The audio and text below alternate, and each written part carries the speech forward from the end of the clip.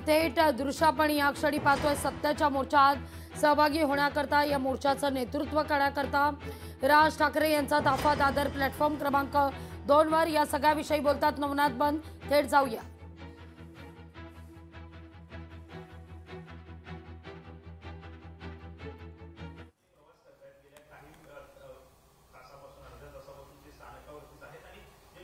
प्रवास करणारे जे प्रवासी आहेत, नागरिक आहेत, त्यांना हा यालो करतात किंवा त्यांचा जो मुद्दा जो आहे तो समजावून सांगण्याचा प्रयत्न त्या ठिकाणी उभं राहून करताना पाहायला मिळतं। मी खरं तर राज ठाकरेजी यांना कालच विनंती केली होती की लोकलनी तुम्ही अनेक वेळा प्रवास केल्याचं सांगितलं, मेट्रोमध्ये आजपर्यंत तुम्ही प्रवास केला नाही। देवा भाऊंनी मुंबईकरांसाठी, भारतीय जनता पार्टीच्या आणि महायुतीच्या सरकारने मुंबईकरांसाठी अतिशय चांगली मेट्रो सुरू केली आहे। राज ठाकरेजी यांनी लोकलनं प्रवास करण्यापेक्षा एकदा मेट्रोने प्रवास करायला पाहिजे होता। त्यांना कळलं असतं की मुंबईमध्ये विकास कसा सुरू आहे, लोकांचे आशीर्वाद कसे देवा भाऊंना आणि भारतीय जनता पार्टीला मिळतात। राज ठाकरेंच्या घराच्या बाहेर हाकेच्या अंतरावर मेट्रोचं स्टेशन होतं। त्या मेट्रोच्या स्टेशनमध्ये राज ठाकरे बसले असते, मस्त एसी मध्ये त्यांचा प्रवास झाला असता आणि हा प्रवास करत करत थेट आझाद मैदानापर्यंत त्यांना येता आला असतं आणि मोर्चामध्ये सहभागी होता आलं असतं। मुंबईचा विकास कसा होतोय, देवा भाऊंच्या नेतृत्वात मुंबईचा कसा कायापालट होतो हे मुंबईकरांनी देखील राज ठाकरेंना सांगितलं असतं आणि राज ठाकरेंना देखील कळालं असतं की महाराष्ट्राचा विकास फक्त भारतीय जनता पार्टी आणि देवा भाऊ करू शकतात। मेट्रो सुरू झाली, कोस्टल रोड सुरू झाला, अटल सेतू सुरू झाला, समृद्धी एक्सप्रेस सुरू झाला, बुलेट ट्रेन सुरू होते, बीडीडी चाळीमध्ये लोकांना हक्काची घरं मिळत आहेत। अशा पद्धतीचे विकासाची प्रकल्प केल्यामुळे जनता जनार्दन मतरूपी आशीर्वाद देते।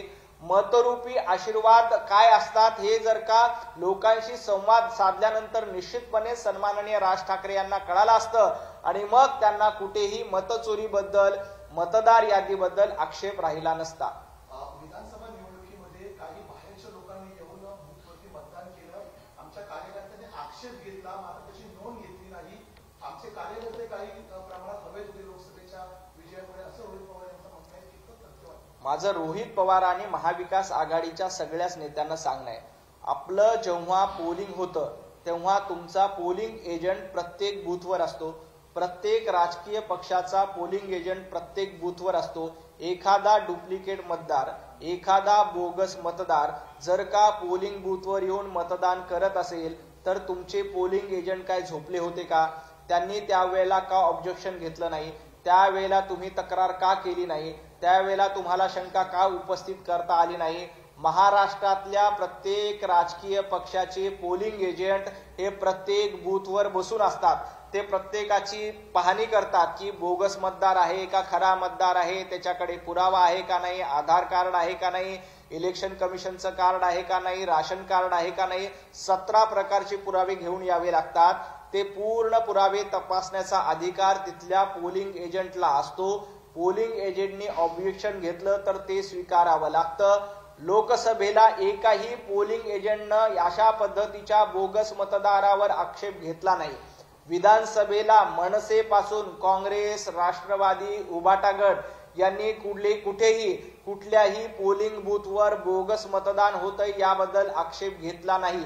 गेले 6 महिने महाराष्ट्राच्या विधानसभा निवडणुका झाल्या, सगळे विरोधक झोपलेले होते, त्यांना काहीही सुचत नव्हतं। आता 6 महिन्यानंतर मुंबई महापालिकेच्या तोंडावर देखील आपला पराभव होणार हे महाविकास आघाडीच्या नेत्यांना कळलंय।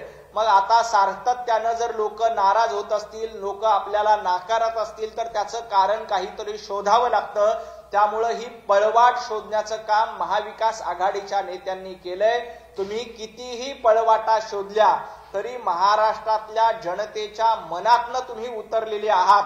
त्यामुळं तुम्ही कितीही मतचोरीचे खोटे आरोप केले, तुम्ही ईव्हीएम हॅकचे खोटे आरोप केले तरी महाराष्ट्रातल्या जनतेला हे पटणार नाही। कारण जेव्हा तुम्हाला संधी होती, जेव्हा पोलिंग एजंट तुमच्या पोलिंग बूथवर होता तेव्हा तुम्ही चकार शब्दांनी तक्रार केली नाही, साधा अर्जाचा चिटोरा तुम्ही दिला नाही। त्यावेळेला तुम्ही मूग गिळून गप्प का होता? त्यावेळेला तुम्हाला प्रश्न का उपस्थित करता आले नाही? हा माझा महाविकास आघाडीच्या नेत्यांना सवाल आहे। आता महापालिकेला फक्त पराभव दिसतोय. त्याच्यामुळे हे नौटंकी करण्याचं काम महाविकास आघाडीचे नेते करतायत. खूप खूप धन्यवाद. लोकशाही मराठी ऐका, पहा, जागरूक रहा.